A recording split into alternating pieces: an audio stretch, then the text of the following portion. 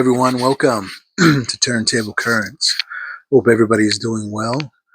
I'm back, trying to stay consistent on these videos again. I appreciate everybody's last views and comments. It was nice to hear from a lot of you. Many of you I haven't spoken to in a long time, but I appreciate you watching my last video. Yeah, it got my mind thinking of the past and just being in the room. But it's all good, man. Here I am in the space cave, and it's a wonderful room. It's a lot larger and more comfortable, and more spread out a little bit. One of these days, maybe I'll do a room tour. I know Lavelle. He's been asking for a few years, I think, and I keep saying, yeah, I'll get to it. But I don't know. I have to be in the right mood to do it. I know back in the day, we do a room tour and it was a big deal. A lot of people and everybody was doing it, and it was cool. But yeah, I'll get to it. But yeah, I like to come in here late at night. It's late. I was going to do this earlier, yesterday, in fact, and then today it rained. I had a good rain, and it rained all day. Temperature dropped. It was starting to get a little hot. I had to turn on the air, but now it's mellow and quiet. But yeah, the nighttime is the right time for me. I do a lot of thinking, watch a lot of YouTube sometimes, read, write, listen to music, sit in the space cave, listen to music. It's just my time, and I'll eventually make it into the bed. But yeah, lately, man, I've been pulling some records, been listening to, 2 or 3 a day, random pulls. There were some there was an anniversary of a death, birthday, a new death of a musician. And there's probably been a few others since I was listening, but the last couple of days I've been kind of busy and just kind of not listening to records. But it's been on my mind to come back and do a video. Like I said, I'm trying to stay consistent and you know be here now. But yeah, here we are. I hope everybody's doing well. You doing well? Been watching a few videos. Saw Fred. I watched Big Star 1000s, Derek's, Vance. I've watched a Vance video, a few videos this week. Zep Pearl, and conversed with a lot of you guys on my last video. So thanks again for the comments and the views. I appreciate it. I'm trying to build my channel back up. I noticed. I just glanced and I noticed my count has gone, way down from what it used to be. But that's okay. A lot of people moved on, and I stayed away for so long. But what are you going to do? Except come back and work your way back up that hill, But anyways, I don't know.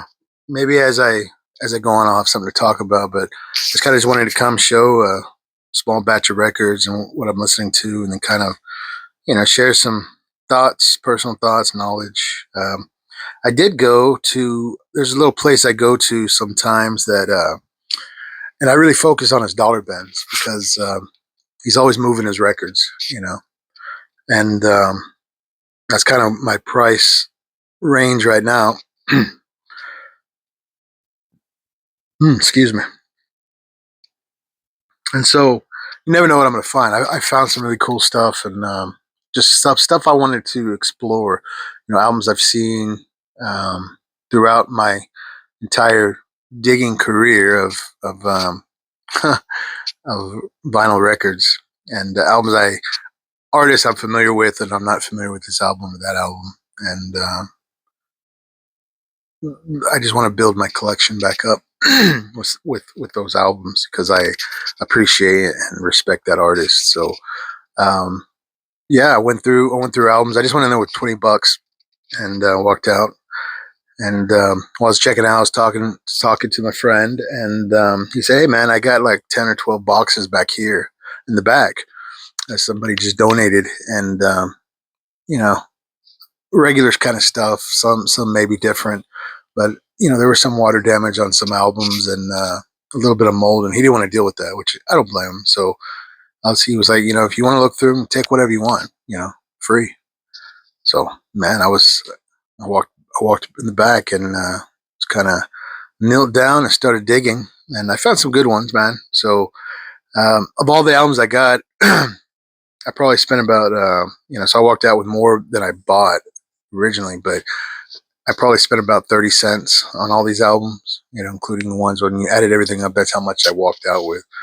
Um, so there's a lot of good stuff. I have about three piles here. I'm slowly going through, and some of them are in these piles, or this pile that I'm going to show.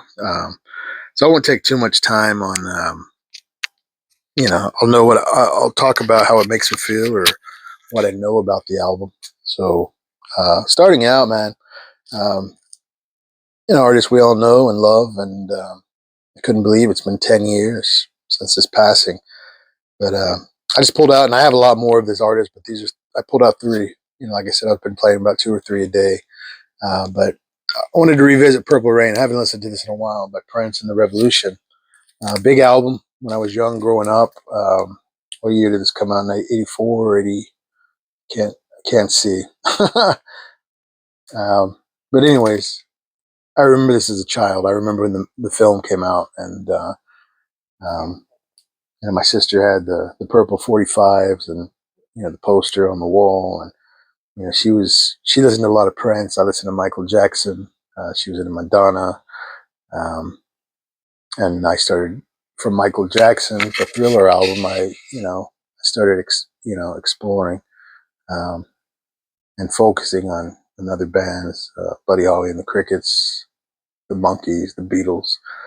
That's what started my interest. Also, with all the radio hits on the radio in the 80s. I remember when all those songs that are 40 something years old now, they were brand new and in the rotation on the radio. But I pulled this one out. My favorite always being When Doves Cry. A few years ago, I was going to work, and I don't know, maybe it was around when Prince died, but I was listening to Purple Rain heavily on rotation and just really listening to it and hearing the words and understanding, the elevator. Don't let the elevator get you down. What all that meant, and what an incredible artist, man. I've always had high respect for Prince, and especially his guitar playing. And so I started, my tribute to Prince the anniversary of his passing. I pulled out my copy of, I guess it's the follow up after Purple Rain Around the World in a Day, I think. I think this was 85. This is my original copy. Yeah. So another great album with the standout track. The single was Raspberry Beret. Yeah, I like Paisley Park, man. It has such a great vibe. Um, America, Pop Life, The Ladder, ending with Temptation. So yeah, uh, pulled this one out, and then I bought this when it came out, but I hadn't opened it, and I remember I got it. I got a hell of a deal on it, and so it just happened to be the deluxe version. This was, I think, the first album that they released after he passed away, and I think he was planning on releasing this anyways. But this comes with the double album. The double album comes with CD, concert, and a DVD, Blu-ray. Welcome to America, live at the Forum, and the album again. But it's a good set, man. Standout track to me was I like Welcome to America, but what was the song I was listening to? This is, I listened to this once, So absorbing it. What was a song? Just stand out to me. I really liked it. Had kind of a Curtis Mayfield feel to it. Mm, Born to Die, maybe. Born to die, born to die. Yeah, but yeah. No, nobody modern as cool as Prince, man. You know, I think people they have so many comparisons of like who Prince was channeling. There's because he was funky, man. He wasn't held down by just one genre. And he could get funky. And people always think because of his dancing and his stature was James Brown. Um, I really, I really think that, and Prince was his own. I mean, I don't think Prince was trying to copy anybody by any means, but I really, uh, I really feel a Jimi Hendrix vibe with Prince, and Prince's respect and love for Jimi Hendrix. Um, Purple Rain, Purple Haze. Um, but he was also an innovator, man. He was. I mean, fuck, nobody's like Prince, man. I mean, there's probably some people out there that could copy him or try to, but I like what I like about this album. It's really the lyrics. It was smart, man. It speaks, and it's funny. It's of a lot of the bullshit that's going on now, man. I mean, that's what he's talking about. So I guess things don't really change, and the more I find out about Prince, I study him. I I just remember him. I just, I continue to educate myself with Prince and his beginnings and what he did. I mean, he was a silent guy that did great things and helped a lot of people um, and wrote a lot of great music. Man, wrote a lot of hits for people. But yeah, I never got to see Prince.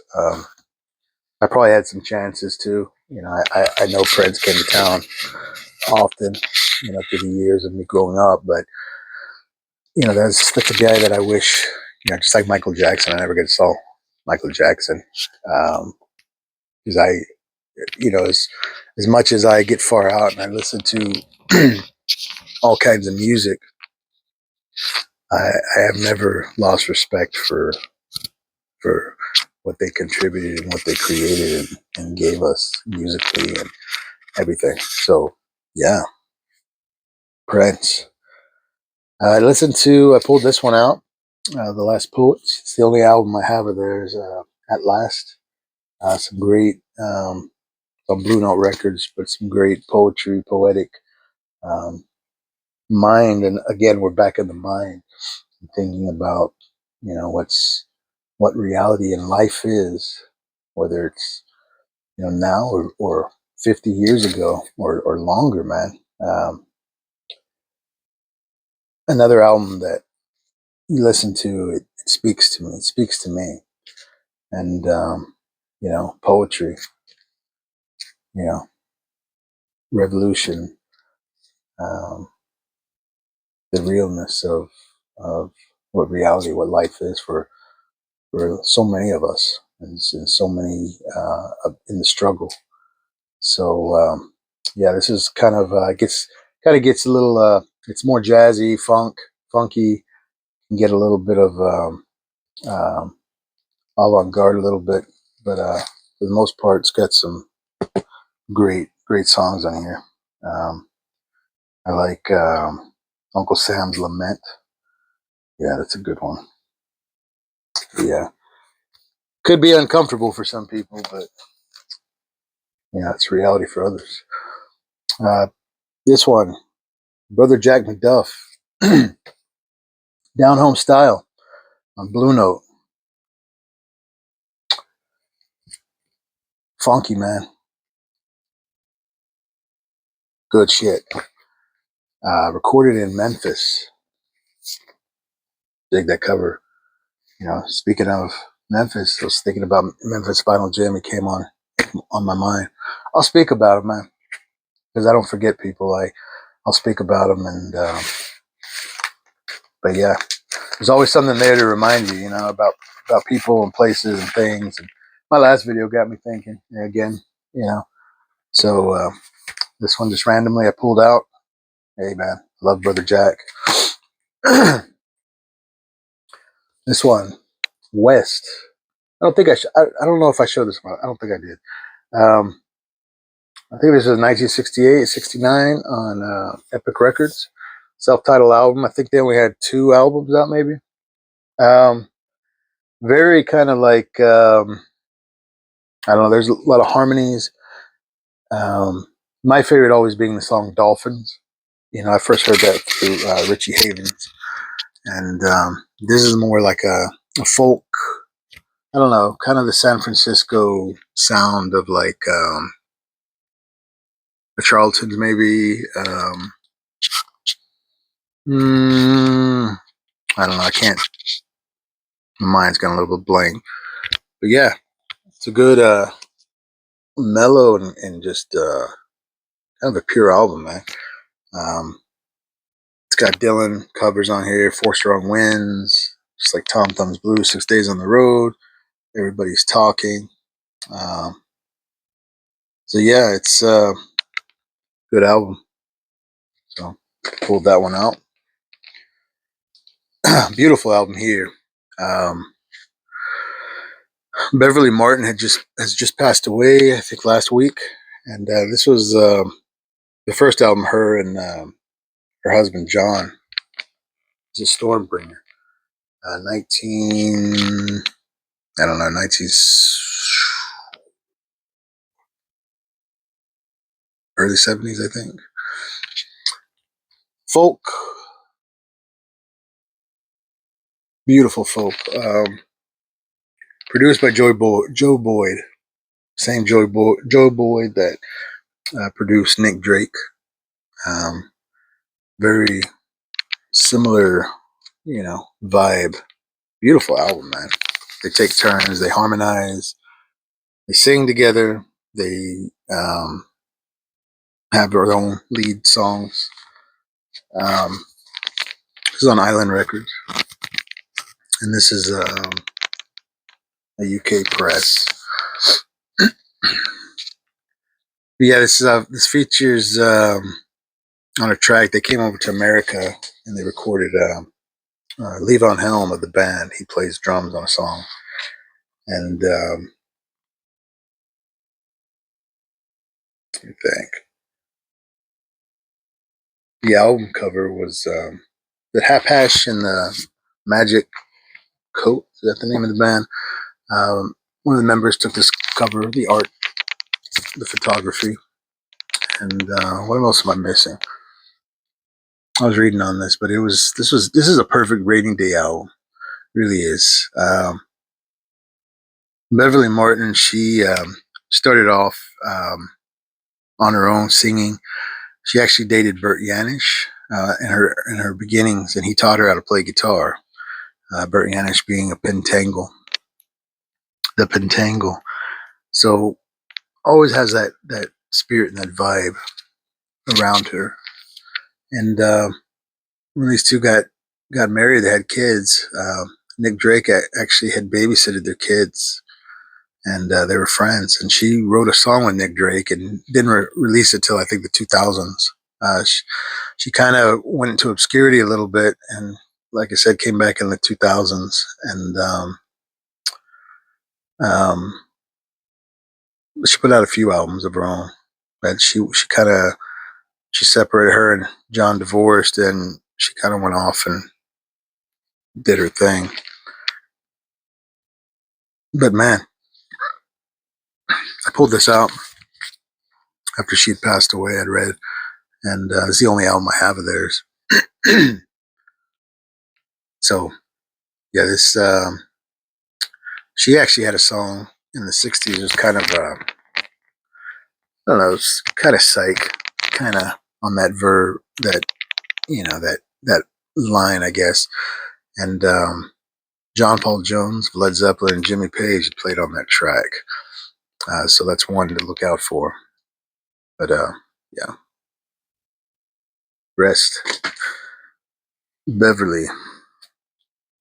One of my favorite groups, Sign of the Times, Can Heat, Future Blues. More of has a lot of environmental, a lot of the time of what was going on at the time, early 70s, late 60s, early 70s. But Alan Wilson being more of an environmentalist, um, he writes a nice message here inside the gatefold about um, preserving the redwood forest and the future. Because we are in the future blues, and we're still there, man, going round and round and round. And just a brilliant album cover, always one of my favorite. And this was perfect because I was listening to this one on the moon landing. So there we are, man. 50 something years later, here we are, still there. So, man, I love Alan Wilson, man. The Blind Owl. He was he had such a great guitar tone, and he had contributed so much to the blues music by getting a lot of artists back reacquainted, all these old bluesmen, teaching them their songs, getting them, recording them. But a great harpist, blues guitarist, slide, and I love his vocals as well. And I'm always more attracted to his songs and Can Heat. This is here's a few of my dollar finds. I had to pick these up, man. Even though some of these are golden hits records, I got some Everly Brothers, which I love, Dion and the Belmonts. Um, who else? Three Dog Night, stuff like that. But I got this one. This was recorded in 1964. He went back and recorded a lot of these songs, so they're a little different. So a whole lot of shaking going on. Great Balls of Fire, great versions. More less polished, I guess, than the 50s hits. But you know, in the days of Beatlemania, British invasion, these guys that were the inspirations for those are coming back, and new albums, but some of them recorded like this one. It was, I guess, recorded in 1963. I'd say, yeah. I listened to some Jerry Lee Lewis. Real great mellow album here. Underrated artist, in my opinion, Bob Welch. Of course, he was a singer in Fleetwood Mac after the Peter Green days. Um, kind of had a short-lived solo career, and then passed away in the 2000s, I believe. But this album features Stevie Nicks and Mick Fleetwood and Christy McVie on some backing tracks, backing vocals. But a mellow album, man. A really good album too. I really like this. He does the cover of "I Saw Her Standing There," but what was the song? "Come Softly to Me," "China," "Oh Jenny," "Three Hearts." So another great album here. Bob Welch. He was one that I don't have. I don't think I have any of his solos. So this was my first solo, which I'm gonna fill it in. This also had some moments of feeling like the Steve Miller Band, vocal wise and just the mellowness. So check it out, Three Hearts. Another band I've kind of neglected, and getting more into the Todd Rundgren, but Utopia. I've got some more Utopia in here, but this is one that I've always looked at over the years. More of it. This is 1982, so it's more of the sound of the time, more studio polished keyboard stuff like that. They do a good cover of for the Love of Money. And but yeah, not a bad album. This is Swing to the Right, Utopia. Another play on the Beatles, you know, with them burning them through the John Lennon Jesus. You know, everybody's burning their Beatles records. Um, the last the last member of the Ronettes is gone. Um, Nedra, I guess she was the cousin maybe of the Ronettes. This is their second album. I believe their final album, self-titled, featuring Veronica. Um, I like the first one better. Of course, "Be My Baby," but again, this has got some good songs, "Good Girls," "My Guiding Angel," stick out. But yeah, I had to pull this one out.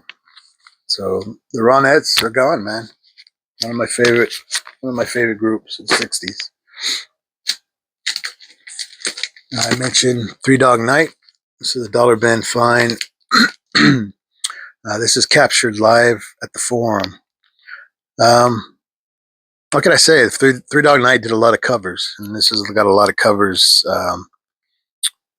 One, Try a Little Tenderness, Chest Fever, Feeling All Right, um, Heaven is in Your Mind.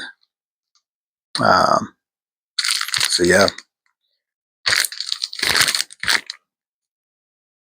it's a good album. It's a good live album. I like the Chest Fever, the band cover of that. I bought this when it came out, and I just opened it. I woke up one day and I just wanted to hear instrumental music. This is Delicate Steve, After Hours. Guitarist. It's kind of mellow, kind of I don't know. I'd say on the lines of going into the realms of um, I don't know, that Grateful Dead alley alleyway of not comparing them to the Grateful Dead or Jerry Garcia, but that the guitar, kind of where John Mayer went, kind of with Dead and Company, and kind of got that groove. There's a lot of groups like that out there right now that that I like. You know, but Delicate Steve, this is the only one I have of his, and like I said, I bought this when it came out, and I just opened it recently. Some of these I just opened. I've had for a few years in my collection, but I wanted to hear this. I've been hearing some Delicate Steve. I heard him on something recently, and I was like, man, I've got this album. Let me check it out. Not bad, man. Um, I like I Could Fly Away. It's a good song. Playing in the Band. Looking Glass. Yeah. Night Owl. It's a good song. Celebrating a Birthday. I pulled these two out. I've got a lot, but these are ones I just acquired in a dollar bin. Willie Nelson and Danny Davis. It's a weird one here. It came out, I believe, in 1980. Um, these versions of these songs were already recorded. And then this guy, Danny Davis, came in with the Nashville Brass and decided to put some brass, kind of like they did with the Buddy Holly tapes after, and re-recorded, overproduced or whatever. But this isn't bad. Um, it's just the songs that probably he recorded in the 60s and the 70s, and then they put some of this brass over it. So it was done tastefully. But yeah, I pulled that one out. And then this was another early, uh, this is called Country Winners, and just a lot of just compilation of his early stuff from the 60s. Nightlife, Hello Walls, My Own Particular Way, how funny how time slips away. Love Willie Nelson. Grew up on Willie Nelson. Um, Texas Treasure here. So time to time, I play Willie Nelson. Just puts me in a good spot, man. It takes me back to being young. A few more here. Pulled this one out. Lord Sutch and Heavy Friends. This is the second one they did. He did. This time the lineup was Keith Moon, Richie Blackmore, again Noel Redding, Matthew Fisher, Victor Brox, Brian Keith, and Annette Brox. recorded live in London. I tell you, man, there was some drinking and probably other things going on with this recording, especially Lord Sutch and Keith Moon, the combination. Crazy, a lot of yelling, a lot of screaming, a lot of just wildness, man. And you can kind of see right there. That's probably what was going on. The first album featuring Jimmy Page and I believe John Bonham was on that. I've got that one too. But pulled this one out. They do a lot of like 50s, stuff when they were younger that inspired them. Tutti Frutti, Keep It Knockin', Jenny Jenny, um, Long Tall Sally, Great Balls of Fire, Good Golly Miss Molly. A lot of songs, standard songs like that. But more rockin', man. More rockin'. Richie Blackmore.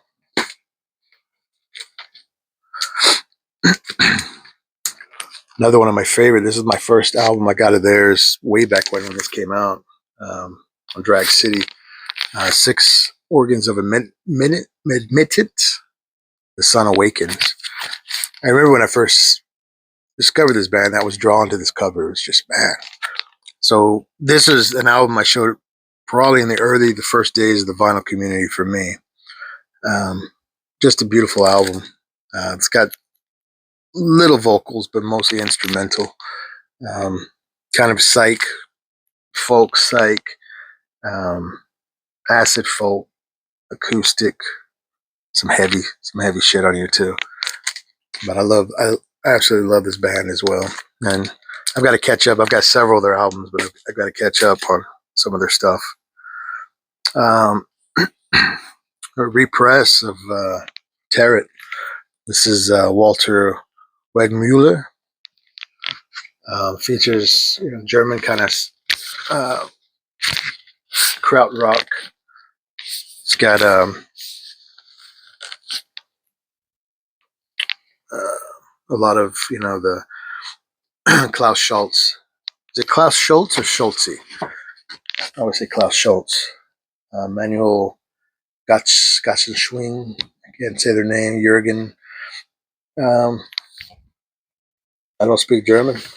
But anyways, 1973. Not to sound ignorant, but 1973. Of course, the first album being like a metallic, kind of a mirror. I bought this several years ago when this came out on repress, and I just now opened it. But I believe it's a German press. But great mellow, great, in the vein of Can, and you get those hypnotic grooves, and goes into these atmospheric vibrations. But yeah, that was one I wanted to pull out the other day and unwrapped for the first time. And the last couple, these last three I listened to in high school from in the mid '90s, probably from 93 to 97, 98 maybe. But these were kind of, I had these on CD, but they finally official repress of Alice in Chains last album featuring Lane Staley. But man, this is an album I listened to a lot on the CD. I think my sister actually got the CD, and I was more into Alice in Chains. That's another group I really love. But I can't remember. They had two variant on the CD case. It was like a purple or this green, and I can't remember. For some reason, I feel like I had the purple one, but then I'm like, I think I had the green one because I remember the eyes, but I don't know. I think I had the purple one. So, anyways, I relived this, and it's such a great album, man. I just sat in here and just zoned out and just listened. And I remember when it came out, a lot of people liked it. Everybody was into Dirt or the Unplugged album, which I think the Unplugged, I think it came right out after this, which is another great album I have. But yeah, very glad to get that. I actually got that for like $5. My last microphone, this is another one I'm trying out. My last microphone, my last video, I dropped it and it kind of bent it a little bit on the receiver. Still works, but I'm trying this one. But anyways, they sent me a survey. They wanted me to write a survey for it. So I wrote this review, and they ended up giving me pretty much what this album cost. So that's what I bought with it for a credit. Another album I bought on the anniversary. I can't remember when this came out, but I just opened it. I've had it for years. The Cranberries, the first album. Everybody else is doing it, so why can't we? Um, really, just a really great album. I can't believe she's gone, man. That was another shock. But yeah, my sister turned me on to this album. '93. It was my freshman year of high school, and I remember they came when they were just a new band. They came to Dallas to a local radio station. They used to do these uh, in studio sessions, and they did Linger, and they used to release these CDs, and it had like Jellyfish, it had the Posies, the Replacements, I believe, and these guys were on here, the Cranberries, and they were brand new. They weren't even being really played. And that Linger song, man, stuck with me. It was just her and a guitar, and very mellow, very low, you know, beautiful version of it. So they were called the Adventure Club sessions. But I remember my dad got me that for Christmas one year. I was in middle school. So I believe this album came out in '93. And so when I was in middle school, it was like '91, '92. So yeah, it was a little bit before this came out. So I had heard that song. Another album I used to listen to a lot is the last one I'll show. I pulled this out the other day. I just wanted to listen to it. Um, a lot of people didn't like it when it came out. They thought it sounded, as my friends would say, it sounds pussy. They sound like pussies, but I thought I had more of appreciation for this album. I thought it was it's one of my favorites actually, and I don't know. I still don't understand why people didn't like it. I felt like the singer here, Scott Whalen. This is the Stone Temple Pilots. Tiny music from the Vatican gift shop. Songs from the yeah. So, anyways, I thought Scott Weiland was coming into it and really embracing his writing and his voice, and was kind of losing the. Everybody had their, Eddie Vedder voice, in the early '90s, and everyone went through. But he started. I felt like Scott Weiland was really, and the band was really getting more musical. Um, just some great hits on here. I remember listening to this driving late at night with my friends. I had a friend that really liked this as well, and we would just, there's a couple of instrumental tracks or an instrumental track and a real mellow, and of course some bangers on here. But yeah, that was one. I just felt like listening to it the day I pulled it out, and I was like, man, I haven't heard this in a long time. So this is a music on vinyl reissue, probably. Ah, man, when did this come out? Can't see. 2013 pressing. So yeah, and this came out in 96. So it was my senior year of high school. So yeah. But anyways, man, that's try to keep these kind of mellow and time. But anyways, don't have much to talk about. Just everybody take it easy, be cool. Um, try to survive, man. In this economy and gas prices and the bullshit that we're being fed every day. Just it's so dramatic and it's so it is so draining, exhausting.